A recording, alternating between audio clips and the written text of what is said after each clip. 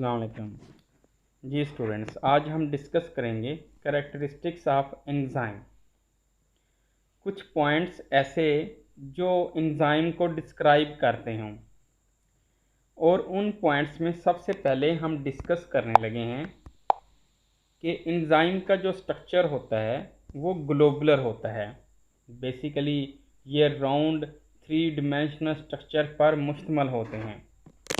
और नेक्स्ट की जब हम बात करने लगें तो हम ये कह सकते हैं ये कभी भी यूज्ड अप नहीं होते। कभी भी किसी रिएक्शन के अंदर जब ये पार्टिसिपेट करते हैं तो ये अपने आप के अंदर ये ख़त्म नहीं होते, ये इनमें कमी नहीं आती। जैसे अगर हम इसकी एक सिंपल एग्जांपल लें तो हमें पता है कि कपड़े धोने के दौरान जब हम सर्फ़ का इस्तेमाल करते हैं तो मोस्ट ऑफ रूटीन में हमने देखा होगा जिस टब के अंदर हमने सर्फ़ को घोला होता है, कपड़े धोए जाते हैं और फिर दोबारा उसी सर्फ़ के अंदर मज़ीद कपड़े भी डाल के धोए जा सकते हैं। जिसका मतलब है कि एंजाइम जब स्टेन्स दूर कर लेते हैं तो इसका मतलब ये नहीं होता कि ये यूज़ हो चुके हैं तो दोबारा ये वर्क नहीं करेंगे, तो ऐसा नहीं है। इसी तरह ये नेचर ऑफ प्रोडक्ट के ऊपर भी कोई इफेक्ट नहीं लाते। जैसे हम ये कह सकते हैं कि कार्बोहाइड्रेट वाले एंजाइम जो है वो कार्बोहाइड्रेट में ही कन्वर्ट करेंगे, प्रोडक्ट लाएंगे। कभी भी कार्बोहाइड्रेट वाले एंजाइम प्रोडक्ट को लिपिड में चेंज नहीं करेंगे, तो नेचर ऑफ प्रोडक्ट सेम रहेगी। इसी तरह लिपिड वाले एंजाइम लाइपेजेस जो हैं वो लिपिड को तो तोड़ेंगे लेकिन कार्बोहाइड्रेट के अंदर लिपिड को चेंज नहीं करेंगे। इसी तरह अगर हम बात करें तो स्मॉल अमाउंट में ये रिक्वायर होते हैं।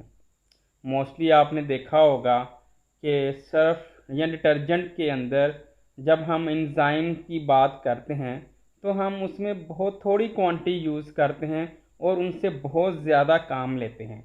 तो इसका मतलब है कि एंजाइम जो है वो केमिकल रिएक्शन को एक्सेलरेट करते हैं, इसलिए बहुत थोड़ी क्वांटिटी में भी ये इफ़ेक्टिव रिज़ल्ट देते हैं। इसी तरह स्पेसिफिसिटी, जैसे हम ये जानते हैं कि एंजाइम अमाइलेज जो है वो अमाइलोज के लिए होता है। इसी तरह लाइपेज एंजाइम जो है वो लिपिड के लिए होता है और प्रोटीएज जो है वो प्रोटीन के लिए होता है।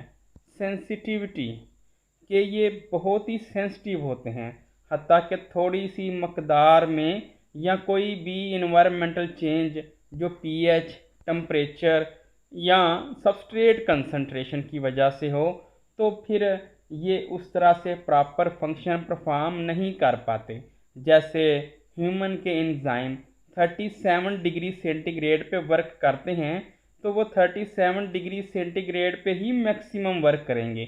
इसी तरह जो स्टमक के एंजाइम जिसका पेप्सिन की बात करें वो 2 pH पे काम करता है तो वो 2 pH पे ही काम करेगा और इससे कम या ज़्यादा पे वो काम इफ़ेक्टिवली नहीं कर सकेगा। लेटर ऑन हम बात करेंगे कि एंजाइम को कोफैक्टर रिक्वायर होता है और ये कोफैक्टर जो है उसके प्रॉपर फंक्शनिंग के लिए ज़रूरी होता है। कोफैक्टर चार्ज भी प्रोवाइड करता है और act as a bridge between enzyme and substrate. Last पे हम डिस्कस करेंगे activation energy. Activation energy basically वो एनर्जी होती है जो किसी भी केमिकल रिएक्शन को स्टार्ट करने के लिए ज़रूरी होती है। तो enzymes always lower the activation energy. इस चीज़ को समझने के लिए हमारे पास नेक्स्ट स्लाइड में यहाँ पे आप देखें एक केमिकल रिएक्शन हो रहा है जहाँ पे कार्बन डाइऑक्साइड और वाटर मिल रहे हैं और जिसकी वजह से बाइकार्बोनेट यहाँ पे प्रोडक्ट की फॉर्म में हमें मिल रहे हैं।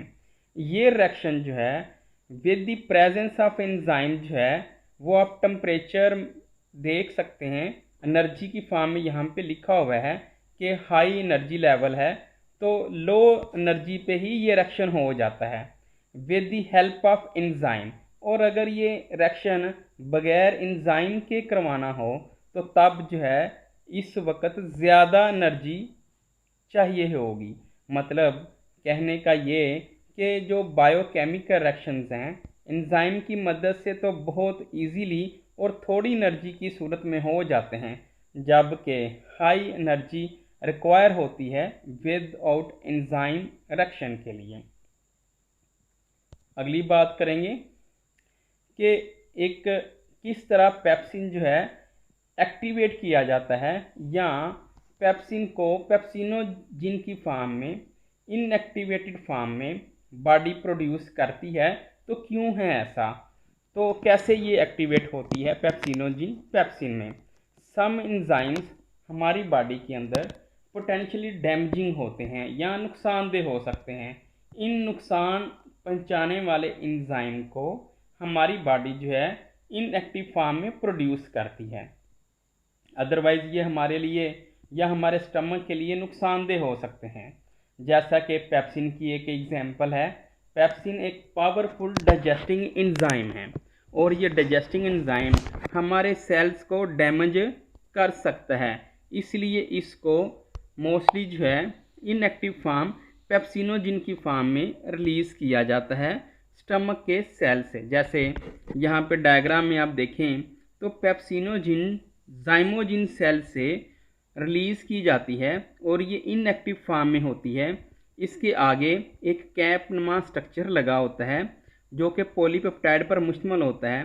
HCl जो पेरिटल सेल से रिलीज़ किया जाता है स्टमक के, वो इस पॉलीपेप्टाइड को रिमूव करता है, जिससे एक्टिव पेप्सिन एंजाइम जो है वो अपनी एक्टिवेशन को शो करता है और इस तरह ये अपना किसी भी पॉलीपेप्टाइड चेन के ऊपर जो है उसकी लाइसिस का काम कर सकता है या कैटालाइसिस का काम कर सकता है। तो इसलिए पेप्सिनोजिन जो है वो इनएक्टिव फॉर्म में रिलीज़ की जाती है। अगर ये पेप्सिन एक्टिव फॉर्म में रिलीज़ की जाती तो ये हमारे स्टमक के सेल्स के लिए नुकसानदेह होती या उनको डैमेज कर सकती थी।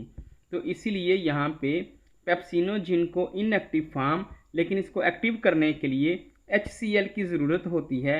HCl उसके टर्मिनल पोर्शन जो पॉलीपेप्टाइड का होता है उसको रिमूव कर देता है, जिससे पेप्सिनोजिन रिलीज़ होती है या पेप्सिनोजिन हम कह सकते हैं एक्टिव हो जाती है।